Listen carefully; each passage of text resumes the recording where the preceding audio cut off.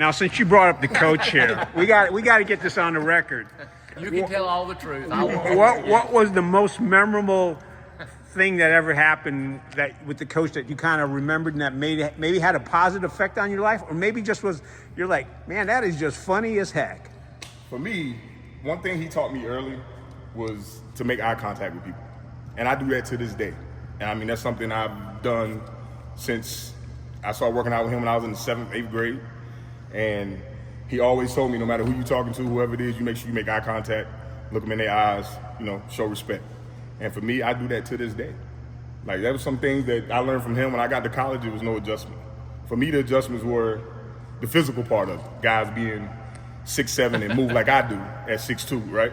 Or guys being 7 feet tall. Like, that stuff was the biggest adjustment. As far as terminology and stuff like that, that was fine for me. I had no problems adjusting to none of that stuff from him going to Coach Smith.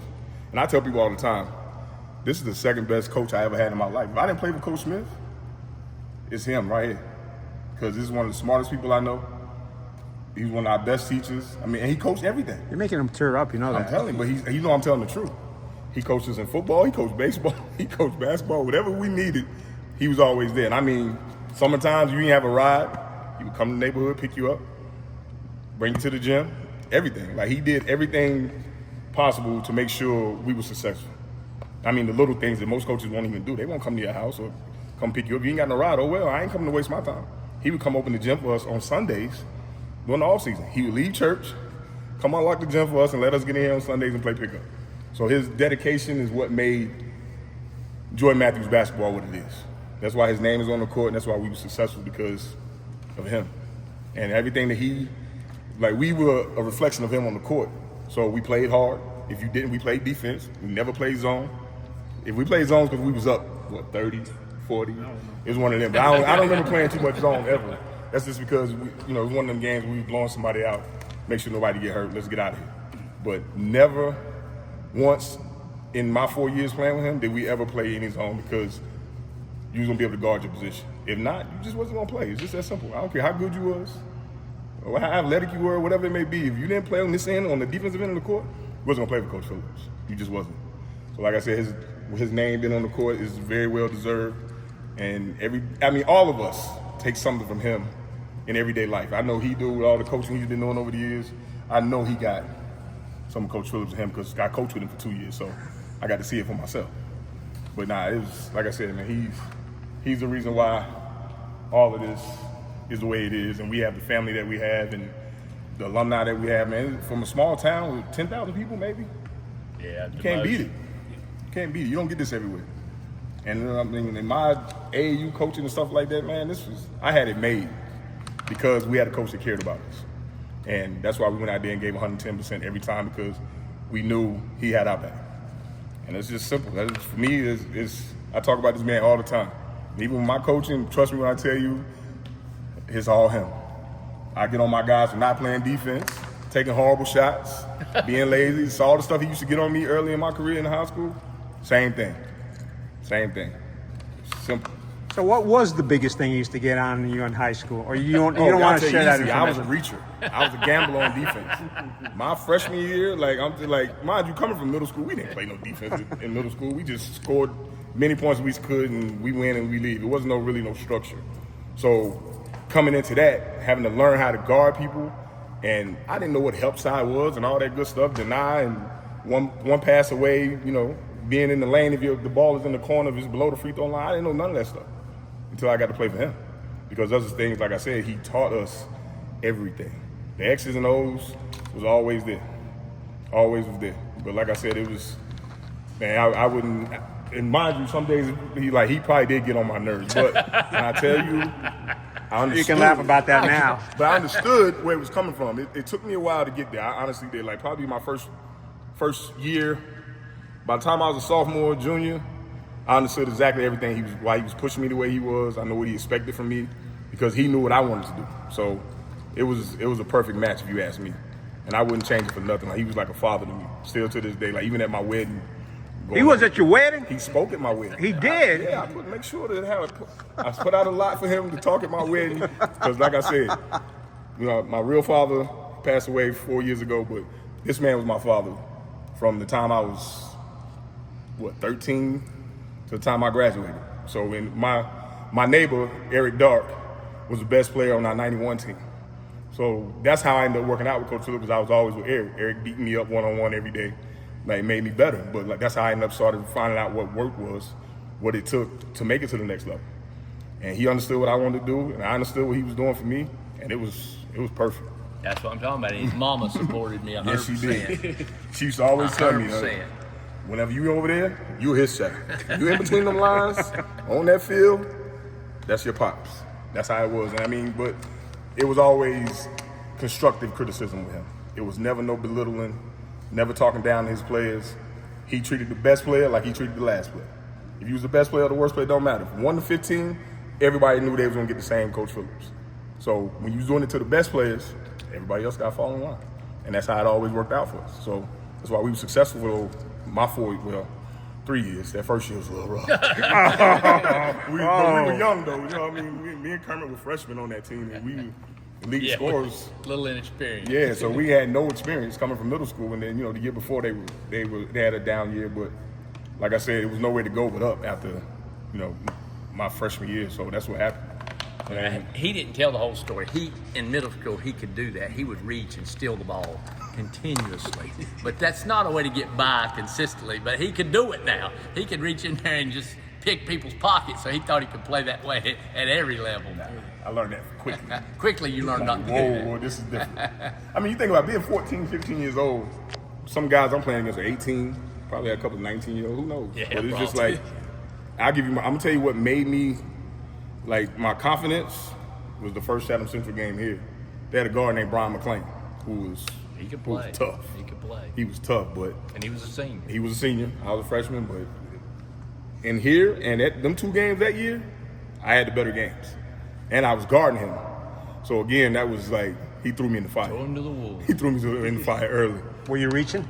A few times. But I got him a couple of times. But like I said, it depends on who was refereeing and that stuff. So I had to learn and pick my spots. It wasn't like in middle school. It was every possession. And I he don't care liked who sitting it on the was. bench. He Yeah. didn't like sitting on the I didn't want to bench. be sitting on the bench, so I had to do what I had to do. But like I said, it was preparing me for going forward after high school and that stuff like that. Just being coachable, and just like I said, man, he prepared me for everything I was going to get on the next level from the coaches that I played for. I got all of that right here at home before I even went anywhere else. So you mentioned Coach Kermit. So you played on the team with him as well? Yeah, we same class. The same class. Yep. What do you feel about what he's doing with the football team this year? I'm loving it. Because one thing about Kermit, man, I can tell you back to when we was kids. Kermit was always in front of the TV watching football or any other sport, whatever. But he really was a football fanatic. Like, he was a big 49ers fan before Tom Brady came along. He switched over to the Patriots. Don't tell him I said that. But he was Kermit was a big watcher. He watched the game. He understood the game. And then he's a big Notre Dame fan, so he loved Lou Holtz. But honestly, if things go a little different for Kermit, who knows what happens with him? Because he was getting recruited in football just like I was. He was a Division I athlete, absolutely, no doubt about it. But it was like, life happened. Some things just didn't go his way. But other than that, yep, hurt his knee bad our senior year. But as far as on the football field, probably the best linebacker I ever played with. And I played with some good ones. But him, he just wreaked havoc on the field by himself. And I'm playing safety, so I'm behind him. I'm getting to watch all of this. It's in front of me, so if he missed, then I'm going to clean it up. But he didn't miss often. Trust me when I tell you. So for me, it was like watching him do this. He was meant for this. He this also is right set up his the alley. touchdown reception. Yes, he record does. Still as got a the record for touchdowns. single season. I guess he still got it. As far as I know. He also liked Kermit because I might have got on Kermit even harder than him. Maybe. It'd be close. He took some of the pressure off of him. but I mean, he got on us both. Don't get me wrong, but Kermit was a little bit more.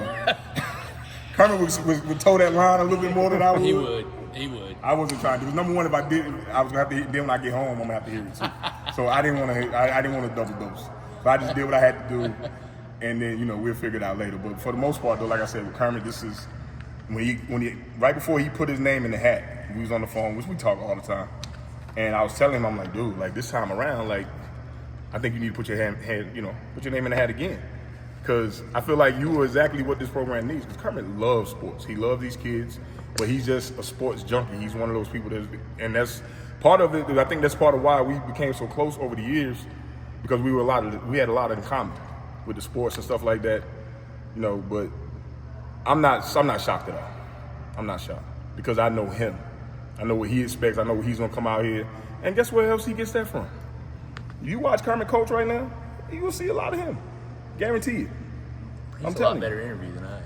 I mean, I'm just No, look, what it was. Yeah, we talked before. Yeah, like I'm telling you, like conversation. this is what it was, man. Like, you know, coming from like, my freshman year, I never thought we would accomplish stuff like that, right? Your junior year, we didn't know when we started. Right. When we started out, we started 8 and 7. But I'm talking about like as far as coming into high school, because we never seen anybody do it here. Not when we were alive to see it. You know what I mean? So they had some great teams like that. 85, 86, 86, 91, great teams.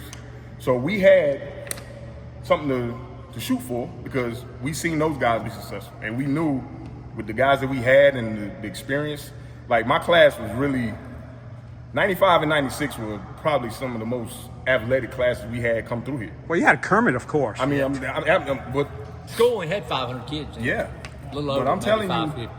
Kermit, it was many nights in here that he was our savior. Like some nights I ain't have it, he did. Some nights I have it, he didn't. It just depends. But God forbid if we both had it going, and you wasn't gonna win. I don't care where we played at. So we won what, 43 out of 44 of our of home games and No, total games 43 out of 44. I think we didn't lose a home game even the bad year. The last game I remember losing here was my sophomore year to Graham. That's right. That's the last game Which I that remember. would've been early in the Junior year. year. That'd That have was been early in the year. We didn't lose another game at home after that. But so we always took care of home. But like I said, man, it's just when you got athletes, it's one thing to have athletes, but when you got them and they respect what the coach is doing, it's a winning recipe. And that's what we had. There you go. See, he answered what I should have said. We went 3 years and didn't lose a home game. And I guess that 85 through 87 team. Yeah, I'm sure they probably did that. I still think that's the best team you ever had. Talent-wise. As far as talent-wise, that era right there, oh my goodness. Y'all were like 10 deep. You could have had 2 starters out there. It was a good game. They were good. They were tough. I mean, y'all had everything. More depth. Yeah, for sure. All right, well, we'll let you guys continue to talk, but we got to wrap things up. Terrance PJ, right quick. I like it feels simple and classic, but it's still a little modern too. When I heard about this, the first thing I said was make sure the signature's back on there. I'm taking credit for that because that was my idea while I was here after Coach retired. Was let's get him. I got him to sign a piece of paper, and then we mimicked it and put it out there. That looks better than my old version, though. I like that a lot. So I'm really happy with it. Really happy with it. Same with me. It looks more modern. It's more bright. Because I was just telling PJ, I said, remember we used to come in here and the big chicken house fans would be in the corner like that. When I felt this air conditioning when I came in, I was like, man. I said, these kids have no idea how good they have it because we would be in the summers. Oh, man. You got trash. We dribbling around the trash cans, cheers, whatever, but it would be Sweat all the oh my goodness. It would be so hot in here. It was. But that made y'all tougher. No, absolutely. Because, you know, when I got to college and some of them places I played in, like, man, this is easy. This is like country club. But we was in here sweating in the summertime, putting in the work, and that's what made us have success during the season because we prepared for it when nobody was watching. And we did the math on this earlier, right, Coach? So your tree is 40 years here. 42. 42. That's Started amazing. 46. Yeah, It went 20 for me, 12 for you, and Rodney starting his 10. Yeah. So it goes That's amazing. former player to former player, and so it's gone 42 years. You know, that's hard to do. Yeah, especially in high school. Yeah. Like some of the county rivals, how many different coaches have they had in the last 20 years? I mean, Sure. it's amazing because Yeah. I mean, it's just like how UNC does it, how Duke does it. Like, they try to keep it, you know, in the family. And we've been fortunate to do that here. Like I said, after him, my teammate came in, one of my best friends. Like, this dude was my ride to practice a lot of days. I mean, You know what honestly, mean? my jersey should probably be up there because he doesn't make I it was to never practice. late, nothing. Never Oh. missed practice, never was late, nothing. Like, my ride to school, all of that good stuff, man. We had some times, I tell you. Some of the best days of my life, some of my best memories was in here. Trust me when I tell Lots you. of practice, lots of games, lots of bonds. Yep. And I think the biggest thing, you talk about what you learned, I think the biggest thing that I've learned as a coach is, I guess this is year I'm gonna tell how old I am. I mean, this is year 21 as a head coach, I think, for me. And I think the biggest thing is, just to keep it simple, is you can be as hard on kids as you can possibly be if they know that you care about them. And I mean, he was hard on us. And he's 1 through 15. Absolutely. You can count on it. The practice before the regionals, right here. The ones were on that end, the twos were on this end, and we turned the ball over 2 or 3 times in a row, 5-on-0, and we got kicked out of practice. Yep. And we got downstairs and we're like, this might be our last practice, and we just got kicked out. The regionals are this weekend, Right. And fortunately, obviously, it wasn't. But I mean, you can be as hard as you want to on kids if they know the whole time you care about them. And I think he taught me that, and I've carried that with me every practice, every workout, and every game that I've been in for the last 25 years. So what do you coach? So I am just basketball, thankfully. But so I was the head coach here for 12 years, and now I've been at Apex Friendship. This is my 9th or 10th year. 10th, I think. So yeah. So Yeah, and 10. Sound right. So it's 22 for you starting your 22nd. right. So and this guy was with me on the sidelines for a couple of years here, and that was fun times. Yes, We it were was. good teams, Yep. and Did he used to scare the heck out of the players? so we were both a lot younger then. We could come shoot a little bit before practice Right. and intimidate guys. Now I think we would cramp up if we got out there. Yeah. I play a good game of horse, I can do that. But that's Oh, no, about we it. played I don't horse, know but nothing that else. was about it. There was no running around. See, I thought he was going to say the funniest memory was me kicking basketballs. But I kicked one night, and it didn't get up like I thought, and they were all standing. I said, it's going to hit one of them. It's going to hit one of them. And it luckily it veered up. One of the funniest things with me was the clipboard. Oh, yeah. That's central. The clipboard. What's Oh, the my clipboard? A lot. You The write clipboard went, like plays and Oh. some yeah, plays. he had the board he used and to I was write bad to plays break on. them. And I'm not mistaken, that was on Kermit. Like, That's a safe No one needs that, that clipboard didn't stand a chance. That thing, it was like it was a piece of glass the way it broke. It was crazy. The But nah, managers got where they pulled the sheet off of it before they would send down the stats because they knew if I got the clipboard, I'd break it. So they looked after me.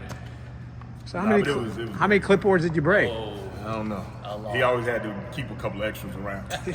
But like I said, it was never no disrespect ever. Like it was like, and I got it from him. Constructive criticism. I use that word all the time with even the guys I coach with AAU or anything in life. That always resonates with me. Like he know like some of it. He probably thought I was just like, man, this is like this thing. But trust me when I tell you, I remember, and like I said, a lot of stuff that he taught me, I still live by to this day. Just And because, this classroom stuff too. yeah, Not just basketball. yeah, the classroom stuff too. Like, I mean, oh my goodness, my senior year, first day of class, I come to school with nothing. I didn't have no books, no paper. And guess who I had first period? African Asian Studies, first class. Boy, when I tell you, he let me have it in front of everybody. He said, "I'll just kick you out of here right now." He said, "I I can't called it during believe." the parent-teacher conferences because my average wasn't very high, and he tells my dad if he can remember the batting average of every Atlanta Brave, he can remember psychology. And I was like, you know what? Still, you still tell that. You Telling got me. man, like he got me so bad. Like he let me have it. And he said, "I'll just kick you out of here if you even come to my class like that." Because his first day, I'm a senior. I'm thinking we're not going to be doing too much today. Then I forgot. I said, "Oh my goodness, I got Coach Phillips' first period." How long do you have that class? African Asian Studies. Most I taught psychology. Yeah. 7-8 years. I remember that, but like I said, I had that class first, and I was sitting there. I'm like, I can't believe I came in this man's classroom like this. Like, so he came by to me. He was like, "Get your pencil, paper out." I don't think I had my keys in my car in my pocket. That's all I had. I didn't bring nothing. And man, he let me have it. And then I got an A in that class because, You like had I no said, choice. I had no choice. It's not only that, but I just the respect was there. I'm not about to embarrass myself and have this man getting on me. It's one thing to do it here and on the field, because he came back to coach football my senior year, so he was our offensive coordinator. So I was like, man, I got him for here, and then basketball we're going right. I'm not gonna get a break, so it is what it is. But like I said, nah, man, I wouldn't change none of it. Like this man was a big part of me being able to go to the next level. It's the same thing. Like, I mean, I've taught social studies for Yeah, 25 same thing, years, exactly. and this is the main person I learned that you're not just a basketball coach. You're a teacher, and I don't think there's any time we ever walked in this class and thought, this is a coach teaching. Yeah, No, it was absolutely 100% a teacher. No. 100%. Yes. Now, you could get a basketball style chewing Yeah. in a classroom. For sure. But, I mean, yeah, it's the teacher first part, the teacher from 8 to 3 or whatever it was, Yep. there was no doubt of that he was a great teacher. And I think I don't know, Coach. I think that's what translated in basketball. I think that's why you're a great coach. It's not because it wasn't the basketball part that made him a great teacher. I think he was a great teacher first, a guy that craved knowledge, and, you know, an argument between you and the late Coach Stutz about who the most well-read man in the building was. That was always a common argument. But, yeah, I mean, I think we learned as young kids, like, these guys take the classroom seriously. Yeah, for sure.